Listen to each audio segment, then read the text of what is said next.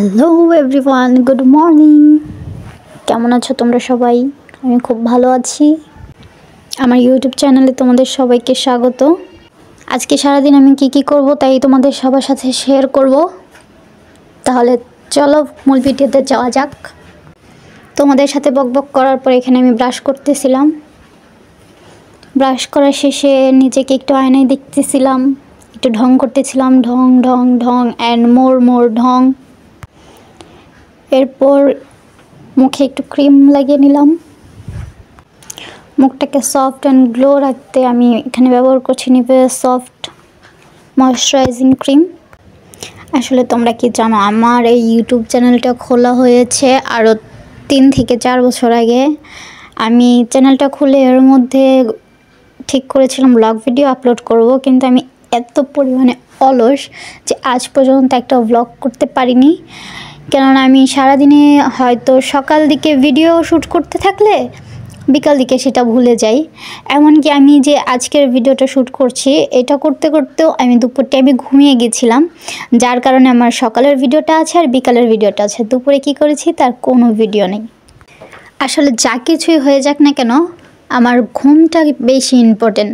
কারণ ঘুম ভালোবাসি রে, আমি ঘুম ভালোবাসি রে। যাই হোক, ফ্রেশ হয়ে একটু বাইরে বের হলাম রোদের মধ্যে ছেলেকে নিয়ে।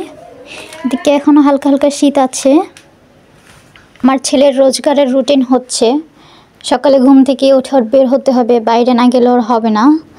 দেন নাস্তা বানাচ্ছিলাম, কিন্তু আমার শ্বশুর খাবার নিয়ে আসছে বাইরে থেকে, এগুলোই আমরা দুজন খাচ্ছিলাম আর গল্প করতেছিলাম প্লাস টিভি দেখতেছিলাম। আমি বেসিক্যালি সকালবেলা রুটি পরোটা এই টাইপের খাবার খেতে বেশি পছন্দ করি, বা ধরো চা বিস্কিট। অনেকে আছে সকালে ভাত খেতে পছন্দ করে, বাট আমার ওইটা মানে কেন জানি পোষায় না।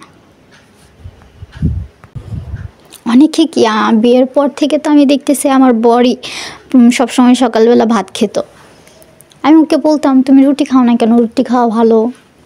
আমি ভাত খাই, আবার খুব একটা পছন্দও করি না, বাট হ্যাঁ খাই, ভাত খাই। বাট আমার ভাতের থেকে অন্যান্য খাবারই বেশি খেতে ভালো লাগে। আর আমার বরের ওকে যাই দেয় না কেন সবশেষে ওর ভাত লাগবেই। এইখানে ও খাচ্ছে আর টিভি দেখতেছে, একা একাই খাচ্ছে, একা একাই খেতে পারে। যাই হোক, যা বলেছিলাম যে দুপুরের ভিডিওগুলো নাই, কারণ দুপুরে আমি খাওয়া দাওয়া করে ঘুমাইছিলাম ছেলেকে নিয়ে। তারপর বিকালে উঠে এখানে ডাউল দিয়ে চিংড়ি মাছ দিয়ে বড়া ভাজছিলাম সন্ধ্যাবেলা। আমরা প্রায় মাঝে মাঝে এরকম করে বড়া খাই।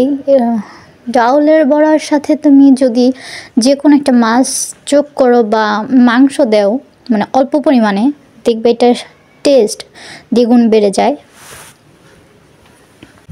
আমাদের রুমের সবাই এটা খেতে খুব পছন্দ করে। মাঝে মাঝে তো এমন হয় যে এই বড়াটা যেদিন ভাজা হয় সেদিন আমি রাতে আর ভাতই খাই না। মানে সন্ধ্যাবেলা দেখা যায় যে বড়া ভাজা হচ্ছে, সাথে চা হচ্ছে, এটাই খেয়ে আমি ঘুমিয়ে পড়ি। মানে তাহলে বুঝো তোমরা কী পরিমাণে বড়া আমি খেতে পারি। এই পর্যন্ত যদি আমার ভিডিওটা দেখেই থাকো তাহলে লাইক কমেন্ট আর সাবস্ক্রাইবটা করে দাও। আর হ্যাঁ, বেল আইকনটি প্রেস করতে ভুলো না যেন। আজকে এই পর্যন্তই, সবাই ভালো থেকো, আল্লাহ হাফেজ।